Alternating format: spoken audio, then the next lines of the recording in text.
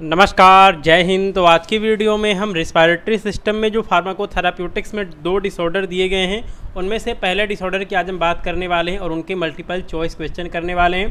तो आज की वीडियो में हम अस्थमा से रिलेटेड मल्टीपल चॉइस क्वेश्चन करेंगे और इसके बाद का जो डिसऑर्डर रिस्पायरेटरी सिस्टम में दिया गया है वो है COPD। तो COPD से रिलेटेड जो भी मल्टीपल चॉइस क्वेश्चन हैं उनको हम नेक्स्ट वीडियो में करेंगे। तो आज की वीडियो में हम अस्थमा से जो भी रिलेटेड मल्टीपल चॉइस क्वेश्चन बन सकते हैं उनको आज की वीडियो में हम करेंगे, ठीक है। तो देखिए यहाँ पे जो पहला क्वेश्चन पूछा गया है वो पूछा गया है कि a condition in which airways become inflamed, narrow, swell and produce extra mucus, ठीक है। तो यहाँ पे कहने का मतलब ये कि जो हमारा रिस्पायरेटरी सिस्टम है, ठीक है, जो हमारा रिस्पायरेटरी सिस्टम है इसमें क्या आता है, इसमें आता है एयरवेज, ठीक है, एयरवेज और लंग्स, ठीक है। तो जो हमारे नॉस्ट्रिल्स हो गए, ट्रैकिया हो गया, ब्रोंकी हो गया, ब्रोंकियोल्स हो गया, ये सभी हमारे किस में आते हैं, एयरवेज में आते हैं। तो देखिए यहाँ पे लिखा गया है कि जो हमारा एयरवेज है जब इसमें इन्फ्लेमेशन हो जाता है, ये नैरो हो जाता है यानी कि कॉन्स्ट्रिक्ट कर जाता है, इसमें स्वेलिंग आ जाती है, सूजन हो जाता है और बहुत ही ज़्यादा जो म्यूकस है उसका सिक्रीशन होने लगता है। तो इसी कंडीशन को हम अस्थमा कहते हैं और अस्थमा को हम ब्रोंकियल अस्थमा भी कहते हैं। इसलिए बोथ 1 और 2 का जो ऑप्शन है वो यहाँ पे सही हो जाएगा। तो देखिए यहाँ पे बेसिकली लिखा गया है, अस्थमा के बारे में लिखा गया है कि जो हमारा एयरवेज है उनमें इन्फ्लेमेशन हो जाता है, ठीक है, वो कॉन्स्ट्रिक्ट हो जाती हैं, नैरो हो जाता है, उनमें स्वेलिंग हो जाती है और म्यूकस का प्रोडक्शन बहुत ज़्यादा होने लगता है। इसी कंडीशन को हम अस्थमा कहते हैं और इसको हम ब्रोंकियल अस्थमा भी कहते हैं, ठीक है। इसके बाद हम बात करते हैं अगले पॉइंट की। यहाँ पूछा गया है कि clinical manifestation of asthma include, ठीक है, अगर किसी को अस्थमा होता है तो उसके साइन और सिम्टम क्या क्या हो सकते हैं। तो देखिए अस्थमा में सबसे बड़ी दिक्कत होती है सांस लेने में समस्या होती है, ठीक है, सांस लेने में समस्या होती है। तो यहाँ पे दिया गया है कफिंग स्पेशली एट नाइट और इन द मॉर्निंग, ठीक है। तो रात को और सुबह बहुत ही ज़्यादा खांसी आने लगती है अगर अस्थमा का केस है। अगर हम यहाँ पे सेकेंड पॉइंट की बात करें, विजिंग ए विस्टलिंग साउंड लाइक ब्रीथ, तो देखिए यहाँ पे सीटी की तरह आवाज़ आती है जब हम सांस लेते हैं, ठीक है। तो यहाँ पे विस्टल लाइक आवाज़ आती है। टाइटनेस इन चेस्ट, जो हमारा चेस्ट है यहाँ पे आपको बहुत ज़्यादा प्रेशर फील होगा, आपको सांस लेने में आपको यहाँ पे प्रॉब्लम फेस होगी। तो ये सारी जो सिम्टम्स हैं ये सभी हमारे क्लिनिकल मैनिफेस्टेशन हो जाते हैं अस्थमा के। तो आप इनको पढ़ सकते हैं, देख सकते हैं। ये सारे 3-4 पॉइंट आपको याद होने चाहिए कि अगर यहाँ पे अस्थमा की कंडीशन है तो आपको कौन कौन से साइन सिम्टम जो हैं वो आपको देखने को मिल सकते हैं। अगले पॉइंट की बात करें तो यहाँ पे दिया गया है कि कॉमन अस्थमा ट्रिगर्स इंक्लूड। तो देखिए जब भी अस्थमा होता है तो हम इसको अस्थमा अटैक कहते हैं, ठीक है, इसको हम अस्थमा अटैक कहते हैं। तो कोई भी इंसान अगर उसको अस्थमा है तो वो अभी आपको दिखेगा कि वो इंसान बिल्कुल नॉर्मल है, लेकिन कुछ समय बाद उसको अस्थमा अटैक आ जाएगा, उसको सांस लेने में दिक्कत होने लगेगी और उसको तुरंत इनहेलर का यूज करना होगा सांस लेने के लिए, ठीक है।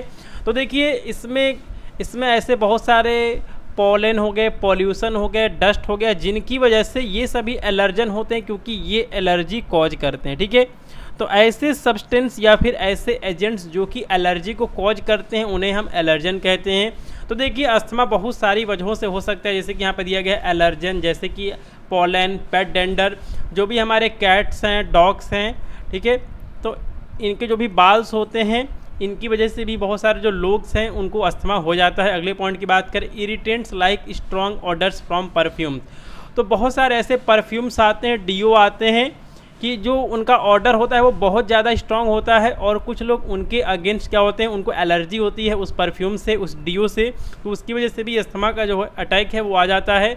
अगले पॉइंट की बात करें, एयर पॉल्यूशन। अगर किसी भी एरिया में एयर पॉल्यूशन बहुत ही ज़्यादा है तो वहाँ पे आपको अस्थमा के पेशेंट बहुत ज़्यादा देखने को मिल जाएंगे और यहाँ तक कि बच्चों को भी जो है वो अस्थमा का, यहाँ पे अस्थमा की बीमारी जो है वो आपको छोटे बच्चों में भी देखने को मिल जाती है। बच्चे भी इसके जो हैं वो आसानी से शिकार हो जाते हैं। इसके अलावा बड़े बूढ़े जो हैं वो भी अस्थमा के शिकार बहुत जल्दी हो जाते हैं जहाँ पे एयर पॉल्यूशन बहुत ज़्यादा होता है, ठीक है। तो ऑल ऑफ दिस का जो ऑप्शन है वो बिल्कुल सही हो जाएगा कि ये सारे जो एजेंट हैं ये अस्थमा को ट्रिगर कर सकते हैं, ठीक है। अगले पॉइंट की बात करें, asthma is a chronic condition that affect, ठीक है, तो ये हमारा अफेक्ट करता है एयरवेज को। और देखिए यहाँ पे क्रोनिक क्या होता है, देखिए अगर यहाँ पे कोई भी बीमारी है अगर वो लंबे समय तक चलने वाली है, ठीक है, लंबे समय तक अगर वो अगर कोई बीमारी चलने वाली है तो उसी कंडीशन को हम क्या कहते हैं, क्रोनिक। ठीक है, तो जो अस्थमा है ये एक क्रोनिक डिसऑर्डर है।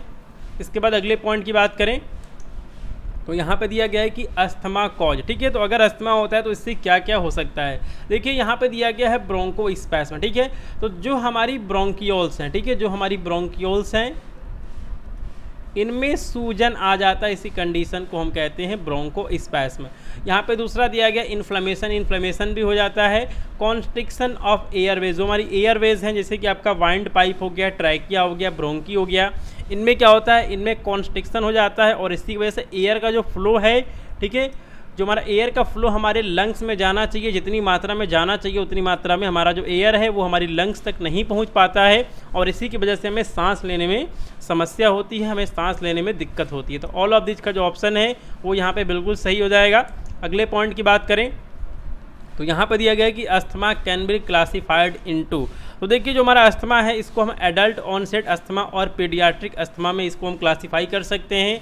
जो हमारे यहाँ पे पीडियाट्रिक अस्थमा है ये ऐसे बच्चे जिनकी एज 5 ईयर से कम होती है उनमें भी अस्थमा देखने को मिलता है और इसी को हम पीडियाट्रिक अस्थमा कहते हैं। और जो हमारा एडल्ट ऑनसेट अस्थमा है ये हमारा यंग एडल्ट में देखने को मिलता है। ठीक है, तो ये हम इस तरह जो यहाँ पे अस्थमा है उसको क्लासीफाई कर सकते हैं। तो बोथ 1 और 2 का जो ऑप्शन है वो यहाँ पे बिल्कुल भी सही हो जाएगा। अगले पॉइंट की बात करें तो एटियोलॉजी ऑफ अस्थमा इंक्लूड। अब देखिए अस्थमा किन किन वजहों से हो सकता है। अस्थमा को हम ब्रोंकियल अस्थमा भी कहते हैं। आप इस बात को याद रखेंगे कि अगर ब्रोंकियल अस्थमा अगर क्वेश्चन में लिख के आता है तो आपको बिल्कुल भी कंफ्यूज नहीं होना है। ब्रोंकियल अस्थमा और अस्थमा जो है वो एक ही वर्ड है। तो देखिए यहाँ पे एलर्जन बिल्कुल, अब देखिए यहाँ पे जो एलर्जन है ये आपके पॉलन भी हो सकते हैं, डस्ट हो सकता है। ठीक है, यहाँ पे आपका डस्ट हो सकता है, मिस्ट हो सकता है, यहाँ पे परफ्यूम हो सकता है, डीओ हो सकता है, कोई भी यहाँ पे एलर्जन हो सकता है जिसकी वजह से किसी को एलर्जी हो और उस एलर्जी की वजह से क्या होता है, अस्थमा कॉज होता है। अगले पॉइंट की बात करें तो रिस्पायरेटरी इन्फेक्शन। देखिए अगर यहाँ पे कोई भी रिस्पायरेटरी इन्फेक्शन है उसकी वजह से भी आपको अस्थमा की कंडीशन आपको देखने को मिल सकती है, जैसे कि आपका फ्लू हो गया, इसके अलावा कोविड-19 भी हो गया। ठीक है, तो इन सब इन्फेक्शन की वजह से भी अस्थमा की कंडीशन देखने को मिल सकती है। और तीसरा है जेनेटिक्स, तो यहाँ पे जीन्स की वजह से भी अस्थमा की कंडीशन यहाँ पे देखने को मिल सकती है। तो ये सारे हैं, ये सारे पॉजिटिव एजेंट होते हैं, एटियोलॉजी होते हैं अस्थमा की, इसलिए ऑल ऑफ दिस का जो ऑप्शन है वो बिल्कुल यहाँ पे सही हो जाएगा। अगले पॉइंट की बात करें तो non pharmacological management of asthma. जो हमारा अस्थमा है इसके नॉन फार्माकोलॉजिकल मैनेजमेंट क्या हो सकते हैं। तो देखिए यहाँ पे पहला पॉइंट दिया गया कि आइडेंटिफाई एलर्जन। तो सबसे पहले आपको पहचानना होगा कि मुझे किस चीज़ से एलर्जी होती है और मैं किस चीज़ के टच में आता हूँ और जिसकी वजह से मुझे सांस लेने में समस्या होती है। तो आपको उस एजेंट को, उस सब्सटेंस को आपको सबसे पहले आइडेंटिफाई करना होगा और उससे आपको दूर रहना होगा। अब देखिए अगर आपको पता है कि अगर आप जब भी किसी डॉग के पास जाते हैं तो आपको एलर्जी शुरू होने लगती है और आपको सांस लेने में दिक्कत होने लगती है, तो आपको क्या करना है, आपको डॉग से दूर रहना होगा। ठीक है, तो सबसे पहले आपको यहाँ पर जो भी कॉज है उसको आइडेंटिफाई करना होगा कि मुझे किस वजह से एलर्जी हो रही है, मुझे किस वजह से अस्थमा का जो अटैक है वो हो रहा है। ठीक है, यहाँ पे दूसरे पॉइंट की बात करें अवॉइड एयर पॉल्यूशन। ठीक है, तो आपको यहाँ पर एयर पॉल्यूशन को बिल्कुल भी अवॉइड करना है। इसलिए यहाँ पे टीवी वाले बताते हैं, न्यूज़ वाले बताते हैं जब भी एयर पॉल्यूशन होता है दिल्ली में तो वहाँ पे जो स्कूल्स हैं उनको बंद कर दिया जाता है और जो भी बड़े लोग हैं, बूढ़े लोग हैं, इसके अलावा बच्चे हैं, उनसे कहा जाता है कि आप घर में रहें, आप बाहर ना निकलें। ठीक है, तो ये हो गया हमारा अवॉइड एयर पॉल्यूशन। यहाँ पे बात करें तीसरे पॉइंट की अवॉइड टोबैको स्मोकिंग। अगर आप किसी भी तरह की स्मोकिंग करते हैं तो आपको उसको तुरंत बंद कर देना चाहिए, क्योंकि जो स्मोकिंग है ये अफेक्ट करता है हमारे लंग्स को, हमारे रिस्पायरेटरी सिस्टम को। तो आपको स्मोकिंग बिल्कुल भी नहीं करना है, आपको किसी भी तरह की स्मोकिंग नहीं करना है। ये आपके रिस्पायरेटरी सिस्टम को, लंग्स को बहुत ज़्यादा नुकसान पहुंचाता है और ये भी एक अस्थमा का बड़ा कारण है, रीज़न है। ठीक है, तो ऑल ऑफ दिस का जो ऑप्शन है वो बिल्कुल सही हो जाएगा। अगले पॉइंट की बात करें तो यहाँ पे दिया गया है कि इम्यूनोग्लोबुलिन रिलेटेड टू अस्थमा। ठीक है, तो देखिए ये बेसिकली एक तरह के प्रोटीन होते हैं। ठीक है, तो अगर आपको एलर्जी होती है, अगर आपको एलर्जी होती है, अस्थमा का केस है, तो उसमें शामिल होता है इम्यूनोग्लोबुलिन ई। ठीक है, तो ऑप्शन नंबर जो 2 है वो इस क्वेश्चन का सही आंसर हो जाएगा कि immunoglobulin related to asthma is. और यहाँ पे देखिए, यहाँ पे एलर्जी भी लिखा जा सकता है। ठीक है, यहाँ पे एलर्जी भी लिखा जा सकता है। तो देखिए जहाँ पे भी इन्फ्लेमेशन हो गया, स्वेलिंग हो गया, ठीक है, इन्फ्लेमेशन, कफिंग, ठीक है, स्वेलिंग, जहाँ पे भी अभी समझिए कि एलर्जी वाले सिम्टम्स और लक्षण होते हैं वो सारे इम्यूनोग्लोबुलिन ई की वजह से होते हैं। ऑप्शन नंबर 2 इस क्वेश्चन का सही आंसर हो जाएगा।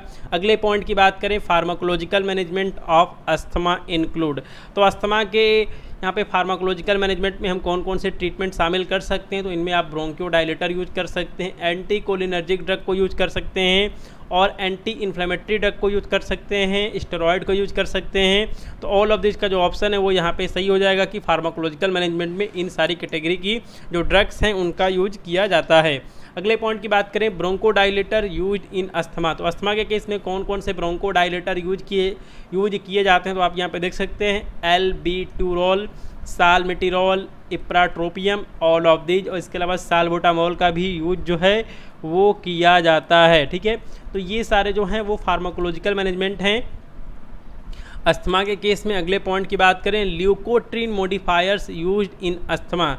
तो देखिए जो हमारा अस्थमा है ये बेसिकली हमारा एलर्जी का कंडीशन होता है, आपको एलर्जी हो जाती है और आपका एलर्जी में हम क्या देते हैं, इसमें मोंटीलुकास्ट के जो आते हैं टैबलेट आते हैं, इसका सिरप वगैरह भी आता है बच्चों में, तो इनका यूज किया जाता है। इसके अलावा जाफिर लुकास्ट का भी यूज जो है वो किया जाता है। ठीक है, तो ये सारे जो होते हैं ये जो भी एलर्जी कॉज करने वाले एजेंट है ये इनको स्टॉप करते हैं। तो यहाँ पे दिया गया कि leukotriene modifiers use in asthma, montelukast, zafirlukast, बोट 1 और 2 का जो ऑप्शन है वो यहाँ पे सही हो जाएगा। इसके साथ में लीवोसेट्रिजिन भी दिया जाता है।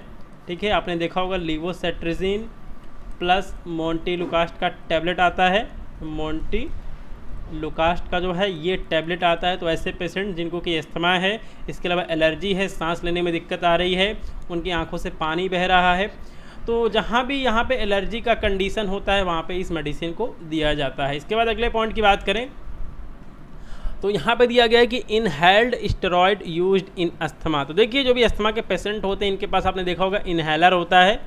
ठीक है, इनके पास इनहेलर होता है।